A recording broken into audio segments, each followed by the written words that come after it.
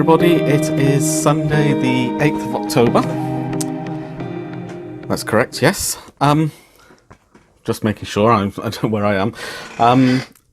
Welcome again to my Vlogtober podcast, mini podcast.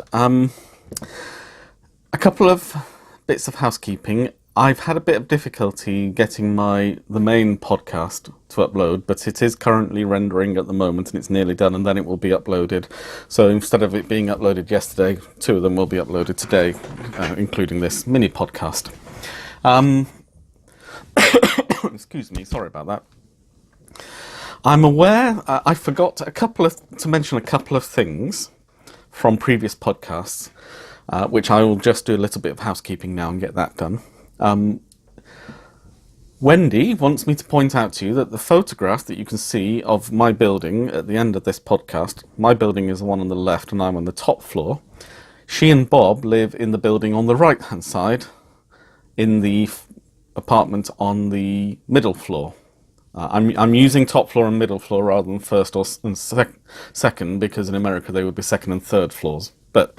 So she lives in that building over there, and I live in this building on this side. So, Wendy, I hope you're happy now. I've mentioned the fact that that's where you live. So as you can see, when I go around for a cup of coffee, as I often do, or they come over to watch the football, as they often do, it's not very far to walk. In fact, you can go in your slippers, frankly, if it's not raining. So it's nice having friends living so close. The other thing that I've not updated you on is I did look up what a Kozner was, and it appears to be an anglicised bastardisation of the word cuisinière, kitchen. So a Kozner's house is the cook's house, effectively. So the Kozner's house that I showed you is where the cook would have lived, presumably with the cook house next door. So there we are. Today's podcast, mini podcast, is I thought I would talk to you about someone who's had a significant influence in my life. And there's a good reason why I've chosen to talk about him now. The people who most influence us, obviously, are our families, our parents in particular, but grandparents, aunts, uncles, our brothers and sisters, cousins, and so on. And then, hello Toby, yes, that's right, I'm podcasting, do come over. I haven't fed him yet, so he's wondering why I'm talking to a camera when I should be feeding him. I'll just move these things out of the way so you don't knock the camera over. Careful, Toby. Good boy. That's right. So, yesterday was the 7th of October. And, sorry, yes, I'm back to where I was now. Obviously, apart from family and close friends, the people who most influence us are either our teachers, or if you're very fortunate in a professional life, you may have someone who sees their role as mentor for the next generation. And when I first joined the monastery, the prior of the monastery at the time saw his role in exactly that light. When St. Benedict established his rule in the 5th century, he refers to an abbot and 12 monks. And the abbot takes the role of Christ and the 12 monks of the apostles, and that for him was the archetypal community. The reality was that men flocked to houses where a charismatic abbot was leading a community, as indeed women flocked to houses where charismatic abbesses were running the community. And one or two names of those such people come down to us through history. We have Peter of Cluny on the men's side and Bernard of Clairvaux, and we have Bruno of the Carthusians, and you also have Hilda of Whitby and Hildegard of Bingen. So there are a number of prominent leaders. And as the monasteries got bigger, it became necessary for the abbot to hand over the day-to-day running of the monastery to appointed officials. The abbot is always elected, but then the abbot kind of appoint officials to exercise his legitimate authority within the community. And we had jobs like the one I had, which was infirmarian, so I looked after the infirmary, I looked after the older monks and people who were unwell for a period or recuperating following surgery or whatever. You have a novice master and a junior master whose jobs are to give the new monks guidance and direction as they start their monastic life. And then the kind of more fiscal role of procurator or bursar. Procurator being the Latin form of bursar, effectively the person who procures the material goods for the monastery. And then the prior, and in a large community, the prior and sub-prior. And they were the people who basically ran the monastery day to day, but didn't have the authority that the abbot had. The abbot was the father of the monastery, which is what abbot actually means, coming from the Aramaic abba. And when I joined the monastery in 1990, the prior at the time was Father Bennett Perceval. He died in 2009 at the age of 92, so he'd lived to a ripe old age. He'd been a monk for just shy of 60 years when I first started as a monk, so he was a man of considerable experience in how to live a monastic life. And he had been at school in the 1930s at the college that's attached to the monastery. In the early 1930s, he had been a boy in the school and was a great rugby player and had actually broken his neck during a game, though clearly recovered and with no long-term injury. But one of the people playing in that match with him was Sir David Stirling, then David Stirling, who later, during the Second World War, went on to found the Special Air Service, the SAS as it's now known. And Father Bennett smoked a pipe all his life, all his adult life, and so had one of those really deep and gravelly, rich tones of voice that people who have smoked all their life, men in particular, who have smoked all their life have. I'm not, by the way, advocating that people therefore go out and smoke, because the likelihood of getting to be a ripe old age is reduced when you smoke. But undoubtedly one of the positive advantages of such a life is that in old age you do get this rather gravelly gravitas that comes with the voice. To picture it, think of Winston Churchill, that rather deep tone and the rather plummy voice and the shake of the head for emphasis, and it's that kind of effect. And so he would speak, he always spoke in that way, and he always spoke in very measured tones, but with a twinkle in his eye. He always saw the funny side, and nothing ever upset him. He just liked things to be just so. And one of the things that amused him most was his ecclesiastical title, because as a monk, my ecclesiastical title was Reverendus, Reverend. And as abbot, the abbot was a Reverendissimus, the most reverend. But the prior was between reverend and most reverend, or right reverend. And so the prior's ecclesiastical title was the Reverendus ad modum, which, as a very rough, ad modum in Latin can mean just so, but in the particular scale from reverend to right reverend, or most reverend, it's reverend but only to a point. And he was very pleased to have a title which was reverend but only so far.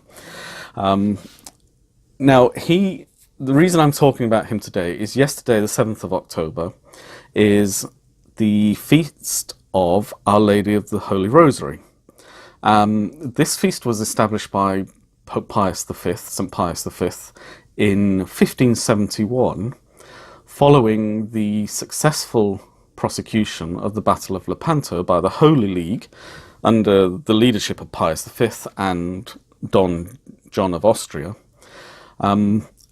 Up until 1571, the Ottoman Turks had been advancing westwards through Europe, through the Balkans, so it had taken not only the former Roman Empire in the 1400s, but, and I talked about the fall of New Rome in 1425, it fell to the Ottoman Turks. So that was all of Asia Minor, started to move up into places like Bulgaria and then down into Serbia and Albania and Greece and Cyprus and across to Malta. And so the Holy League in 1471 fought the naval battle of Lepanto. Lepanto is a village on the Ionian Sea near what was in New Testament times rather, Corinth, and Old Testament times for that matter. So it's on that part of Greece. On the Little Dardanelles. So it's on that part of Asia Minor that faces Greece. And the Battle of Lepanto was a resounding victory for the Holy League, which was, as I say, led by Pius V, but in practice was led by the Doge of Venice and his navy, because Venice was more of a naval power than a land power, as the Papal States were.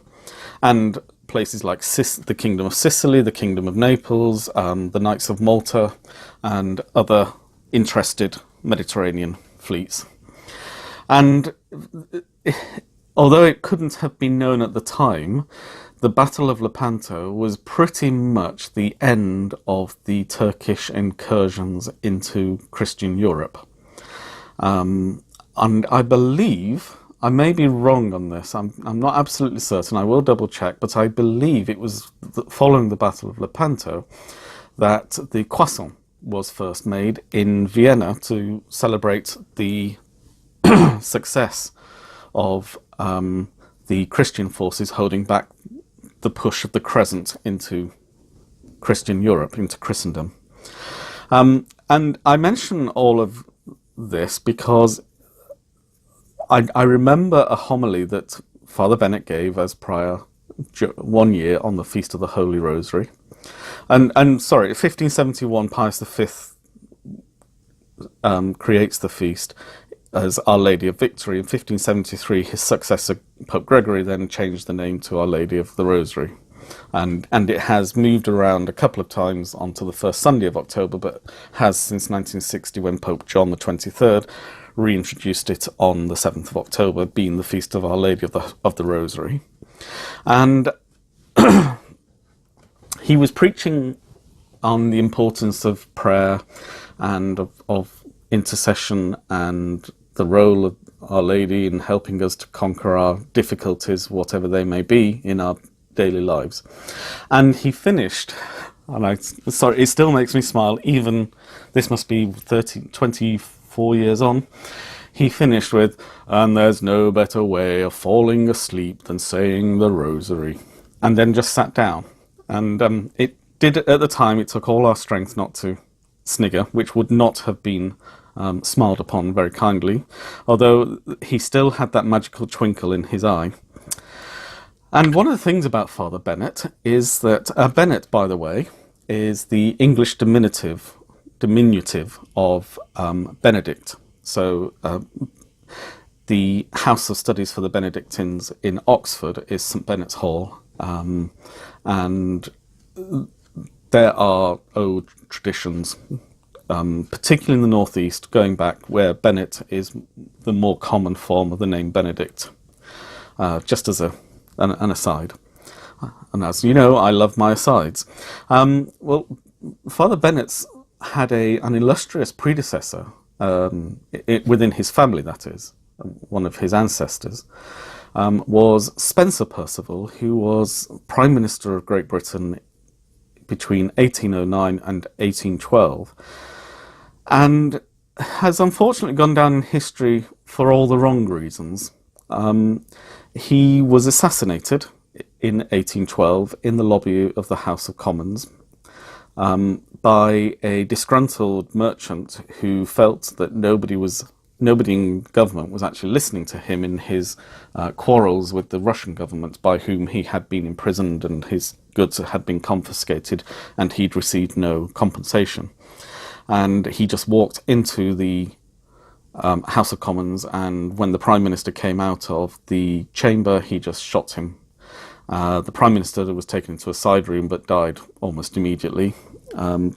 His assailant refused to plead insanity, and so the Prime Minister was buried on the 16th of May that year, and on the 18th of May, his assassin was executed by hanging, which was all rather unfortunate. But in fact, Spencer Perceval did have a significant career before that. He remains the only Prime Minister who was a law officer, either Attorney General or Solicitor General, before he became Prime Minister.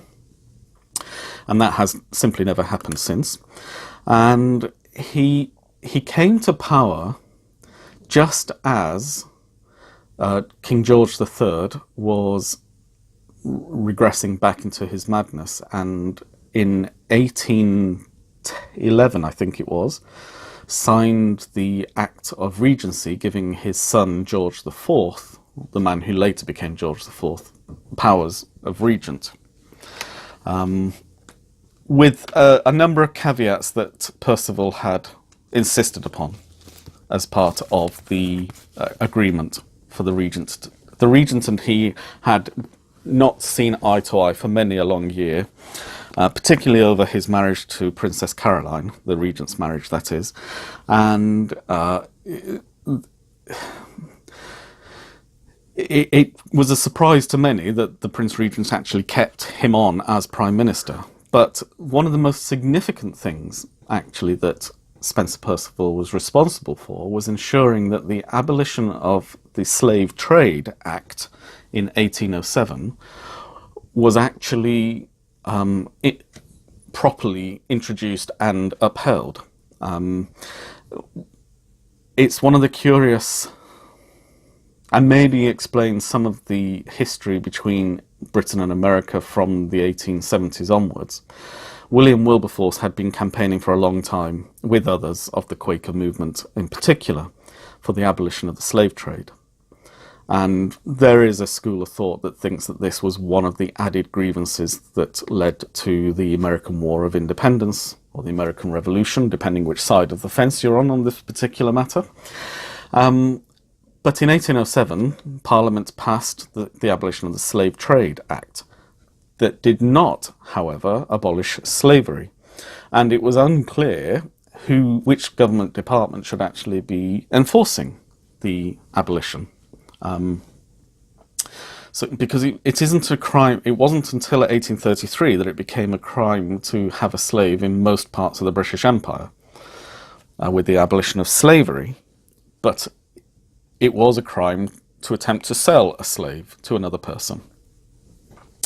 And so Spencer Perceval actually took personal charge when he became Prime Minister in 1809 to ensure that the departments responsible for, so it would be the Department of Trade, well, it would be the Board of Trade, it would also be the East India Company, it would also be the War Office, because of foreign relations, it would be the Foreign Office. So there were a number of different departments, all of whom had different interests in this Abolition Act, but none of whom were going to take responsibility for it. And so the Prime Minister stepped in and ensured that the abolition of the Slave Trade Act was actually enforced from the moment he took office.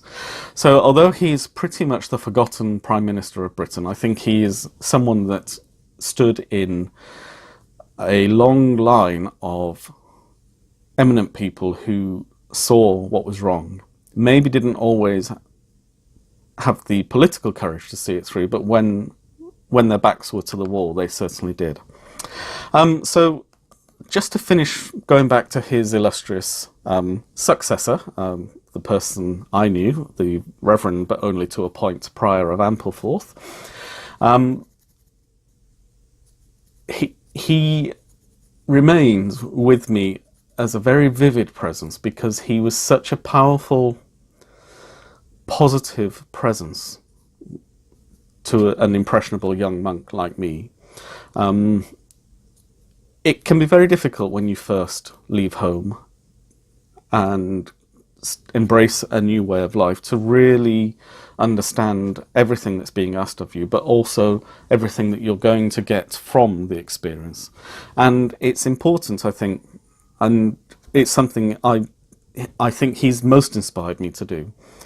It's this importance of handing on, this importance of not taking yourself seriously, but taking everybody else and God and what you're doing very seriously. There is one little story I'll finish with about him that he told many times. He was very much a patrician of the old school, and so the world he'd grown up in of the 1930s simply didn't exist by the 1990s. And he wasn't dismayed by this, he was just mildly bemused and amused in equal measure. And he was travelling one day on the tube in London, the London Underground system, metro, for those who don't know it. And a young woman boarded the train, and so he, having a seat, decided to stand up and offer the seat to her. And she turned to him and said, "I'm not a lady, you don't have to offer me a seat, I'm perfectly capable of standing." And cool as you like, in a completely deadpan way, he responded, "My dear, I didn't stand because you're a lady. I stood because I am a gentleman." And that really summed him up. And I think if you take anything from my little excursion down memory lane about Father Bennett, it is never take yourself seriously. Always treat others with respect. And I don't think I can add anything more to that. So I hope you've enjoyed this little blog, and I will speak to you all again tomorrow. So bye.